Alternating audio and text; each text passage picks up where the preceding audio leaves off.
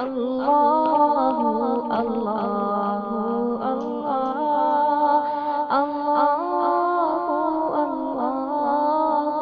اللہ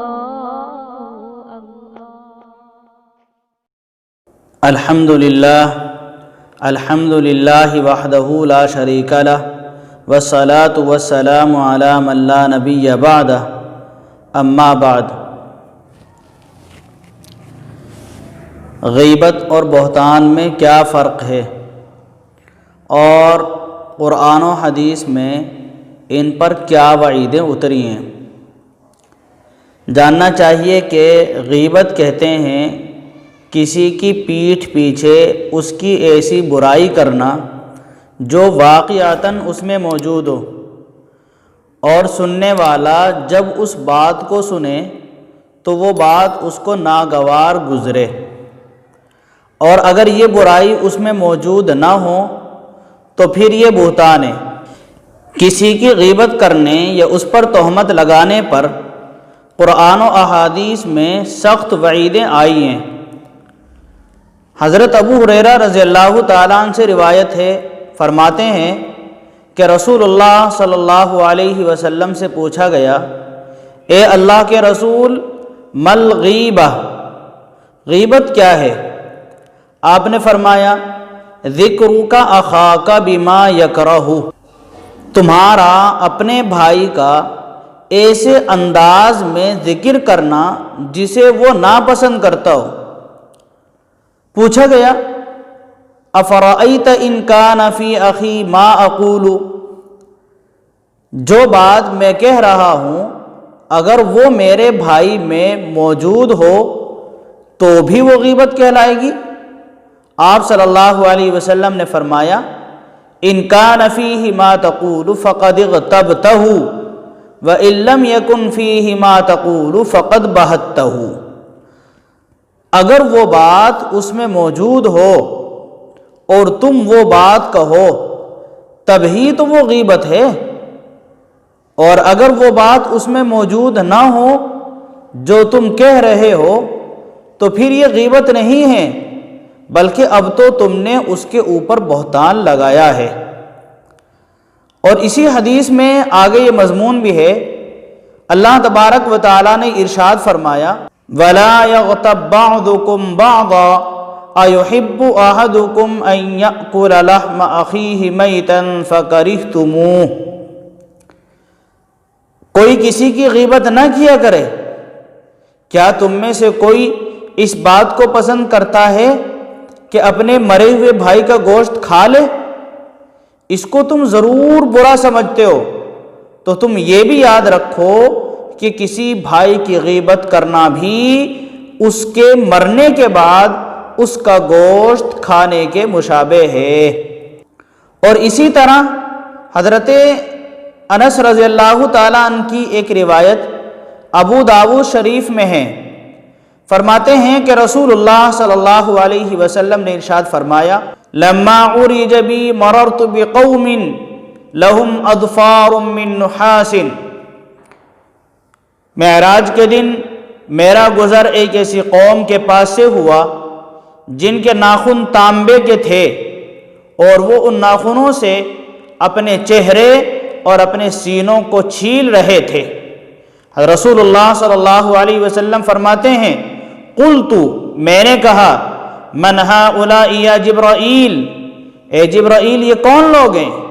قال ہؤلاء الذین یأکلون لحوم الناس وَيَقَعُونَ فِي أَعْرَاضِهِمْ، فرمایا حضرت جبرائیل علیہ السلام نے، یہ وہ لوگ ہیں جو دوسرے لوگوں کا گوشت کھاتے تھے اور ان کی عزتوں سے کھیلتے تھے، یعنی یہ دوسرے لوگوں کی غیبتیں کیا کرتے تھے۔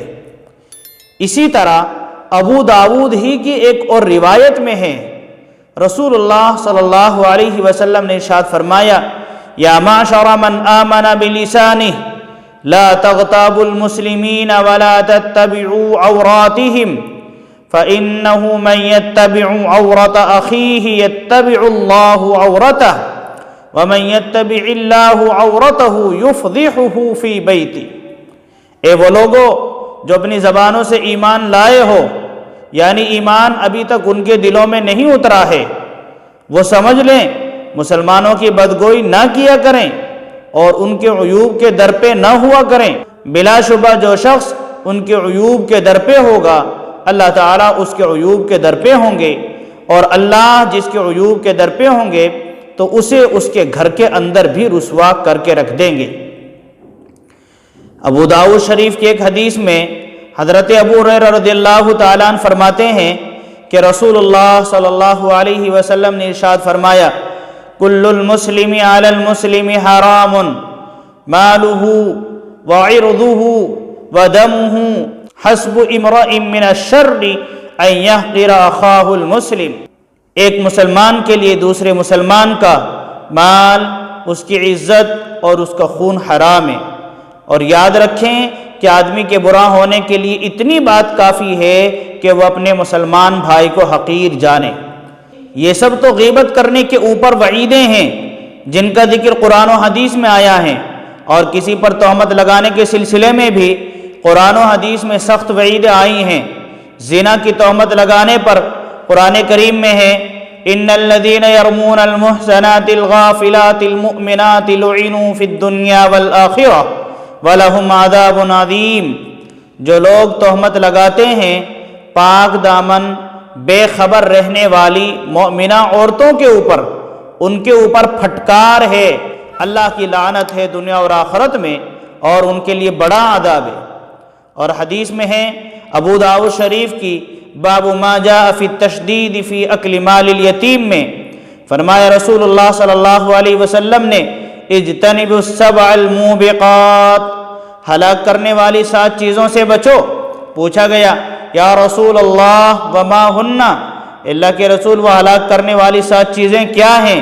رسول اللہ صلی اللہ علیہ وسلم نے ان سب کو بیان فرمایا، اور ان میں سے ایک چیز یہ بھی بیان فرمائی، قذف المحصنات، پاک دامن عورتوں کے اوپر تہمت لگانا بھی ہلاک کرنے والی چیزیں۔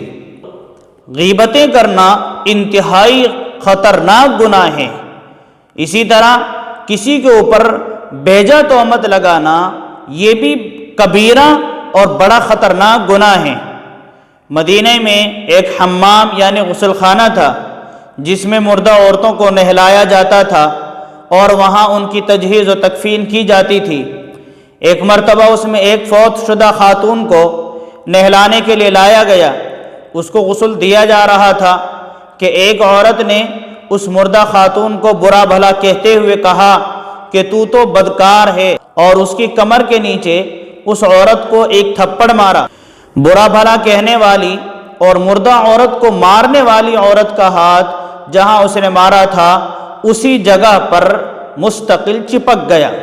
عورتوں نے بہت کوشش و تدبیر کی لیکن ہاتھ الگ نہیں ہوا۔ بات پورے شہر میں پھیل گئی کیونکہ معاملہ ہی بہت عجیب تھا۔ ایک زندہ عورت کا ہاتھ ایک مردہ عورت سے چپکا ہوا ہے، اب اس کو کس تدبیر سے الگ کیا جائے؟ مردہ عورت کو دفن کرنا بھی ضروری ہے، اس کے لواحقین بھی پریشان ہیں۔ معاملہ شہر کے والی اور حاکم تک پہنچ گیا۔ انہوں نے فقہا سے مشورہ کیا۔ بعض فقہا نے رائے دی کہ اس زندہ عورت کا ہاتھ کاٹ کر الگ کیا جائے۔ کچھ کی رائے یہ بنی کہ مردہ عورت کے جس حصے سے اس زندہ خاتون کا ہاتھ چپکا ہوا ہے اتنے حصے کو کاٹ لیا جائے۔ کچھ کا کہنا تھا کہ میت کی بے عزتی نہیں کی جا سکتی، اور کچھ کا کہنا تھا کہ زندہ عورت کا ہاتھ کاٹنا اس کو پوری زندگی کے لیے معذور بنا دے گا۔ شہر کا والی اور حاکم امام مالک رحمہ اللہ کا قدر شناس اور ان کے تفقہ، ان کے فہم و فراست کا قائل تھا۔ اس نے کہا جب تک میں اس مسئلے کے بارے میں امام مالک رحمہ اللہ سے بات کر کے ان کی رائے معلوم نہ کر لوں اس وقت تک میں کوئی فیصلہ نہیں کر سکتا۔ امام مالک رحمہ اللہ کے سامنے پورا معاملہ پیش کیا گیا۔ انہوں نے سن کر فرمایا نہ زندہ خاتون کا ہاتھ کاٹا جائے اور نہ مردہ عورت کے جسم کا کوئی حصہ الگ کیا جائے۔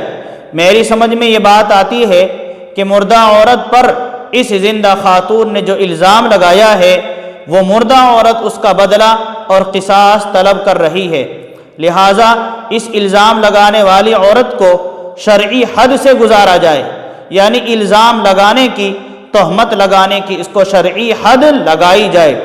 چنانچہ شرعی حد جو تہمت لگانے کی ہے یعنی 80 کوڑے اس کو لگانے کا فیصلہ کیا گیا۔ کوڑے مارنے شروع کیے گئے، 1 مارا گیا، 2، 10، 20، 50، 60، 70، بلکہ 79 کوڑوں تک اس زندہ خاتون کا ہاتھ مردہ عورت کے جسم کے کمر کے نچلے حصے سے چپکا رہا۔